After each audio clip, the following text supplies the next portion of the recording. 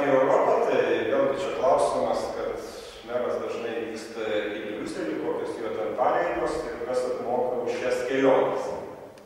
Na, iš tikrųjų kartais tenka vykti į Briuselį, kartais į kitas ES vietovės.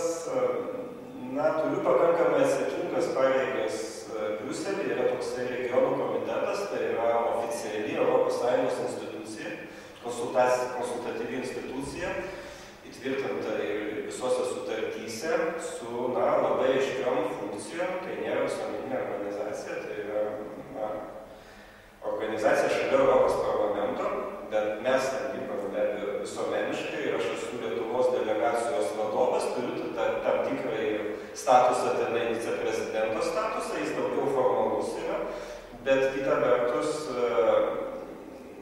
taip pat vadovauju vieną iš komisijų.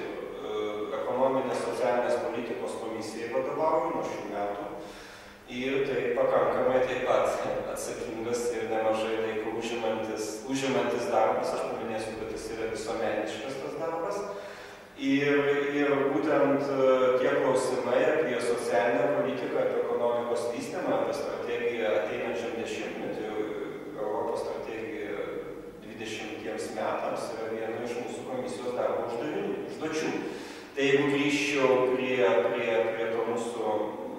tos mūsų įstaigos, ten yra 344 nariai ir yra 6 komisijos, na ir man patikėta vadovauti vieną iš 6 komisijų, tai atitinkamo lygio pareigų neturi, ne tik kad Baltijos šalių atstovai, bet praktiškai likusi Europos šalių atstovai. Tai aš čia galbūt neturėčiau labai girtis tomis savo pareigomis, bet vienaip ar kitaip aš manau, kad tenai atstovaudamas, ne tiek Zarasų turbūt ten plačiau, atstovaudamas visos Lietuvos arba galbūt ir Baltijos šalių interesus, prisidedu tam tikrą prasme ne tiek prie šios dienos klausimų sprendimo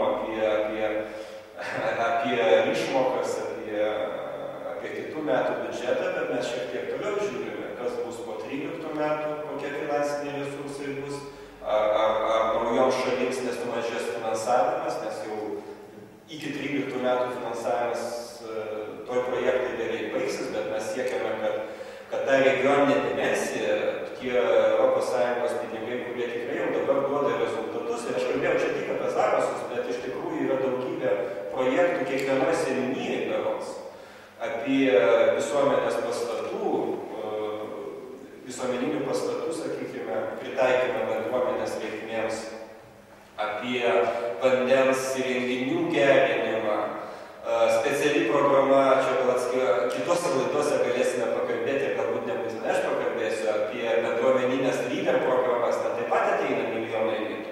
Bet ką mes darome Europos Sąjungoje, mes kalbame, kad ta parama jokių būdų neturėtų sustoti, kad po 13 metų bus jinai dar reikalingesnė. Taip pat kalbame ir apie žemės ūkį dalinai. Jeigu daug buvo skeptikų prieš krizę, kad tiesioginės Europos Sąjungos išmokos žemdirbiams, šio objektų, kad ir mūsų žemdirbiams, mūsų rajono arba Lietuvos, turėtų būti mažinamos, kad tai yra atgyvenusi jau politika. Tai krizės laikotarpiu iš tikrųjų tai sulaiko labai daug žmonių nuo skurdo, būtent tos tiesioginės išmokos, būtent kaimo vietovėje, kurie turi kad ir kelis hektarus. Tai mes siekiame, kad išlaikyti ir komisiją yra kaip jau ir atsižvelgusi į tą siūlymą praktiškai. Viename iš paskutinių susitikimų finansų komisaras viešai kaip ir patikslino, kad parama tikrai neturėtų mažėti. Ir mes matome taip, kaip parama žemės ūkiui kaip krizės amortizatorių. Tai tikrai tų pasiūlymų ir svarstymų yra pakankamai daug, jie daugiau yra strateginio pobūdžio, ne kasdieninio pobūdžio, bet, kita vertus, Zarasų pavadinimas tikrai skamba, tikrai labai daug tose institucijose, ir kai kurie kolegos pavydė galbūt, kad taip per daug.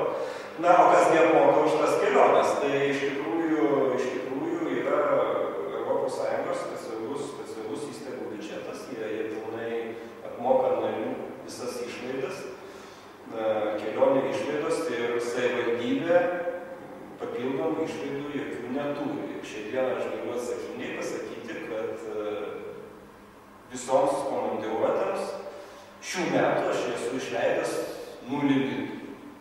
Tai yra, nei vieno lito komandiruotėms savivaldybės merui nebuvo skirta.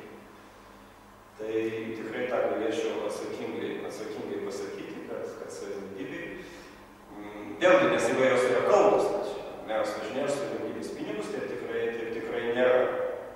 Taip tikrai nėra, o kadangi aš tikrai turiu užsiėmimo tik tai su ta institucija, kurie esu paskirtas į tas pareigas, tai kitoms komandiruotėms tikrai neturiu laiko, tai kartais savivaldybės vardu mero pavaduotoja vyksta, taip pat tas projektas, kuris sėkmingai buvo pristatytas žmonių su negale, mados konkursas, Modepaš konkursas, tai sėkmingai buvo vykdomas, mero pavaduotoja atstovavo Prancūzijai šiame projekte.